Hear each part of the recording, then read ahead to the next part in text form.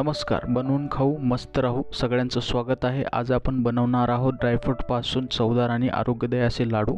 त्यासाठी आपण साहित्य घेतलेलं आहे बदाम, तूप, काजू, भोपळ्यांच्या बिया, टरबुजांच्या बिया, खोबरं, अंजीर आणि खजूर। आपण हे सगळं तुपामध्ये परतून घेऊ। तूप हे पचनासाठी गुणकारी असते। 1 वाटी बदाम घेऊया, विटॅमिन ई आणि मेंदूच्या आरोग्यासाठी फायदेशीर असतं। 1 वाटी काजू टाकूया, जे हृदयासाठी गुणकारी आहे।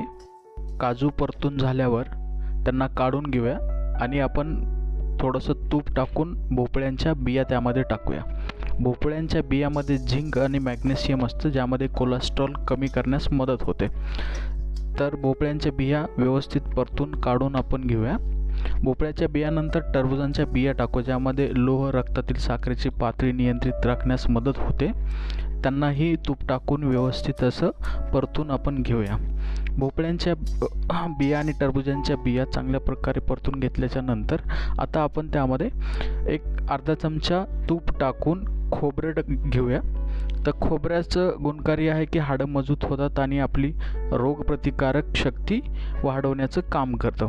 तर लाल होईपर्यंत आपण त्यांना परतून घेऊया। हे सगळं एकत्रित आपण एका ताटामध्ये काढून घेऊया। त्यानंतर 1 चमचा तूप टाकून अंजीर आणि खजूर एकत्रित टाकून तुपामध्ये चांगल्या प्रकारे त्याला आपण मऊ करून घेऊया, ज्यामध्ये लाडू बनवता येतील आणि चांगले असे लाडू तयार होतील। तर हे सगळं मिश्रण आपण एकत्रित करून घेऊया, जेणेकरून आपल्याला लाडू बनवता येतील। तर हे सगळं मिश्रण झालेलं आहे। तर एक एक करून आपण आता डिलिशियस असे चवदार आणि आरोग्यदायी ड्रायफ्रूटचे लाडू बनवून घेऊया। तर असा गोल गोल आपण लाडू बनवू शकतो त्याचा, आणि डिलिशियस आणि चवदार असा ड्रायफ्रूट्स लाडू तयार झालेला आहे। हा आपण जास्त दिवस पण ठेवून खाऊ शकतो। लाईक करा, सबस्क्राईब करा, शेअर करा, कमेंट करा आणि थँक्स फॉर वॉचिंग।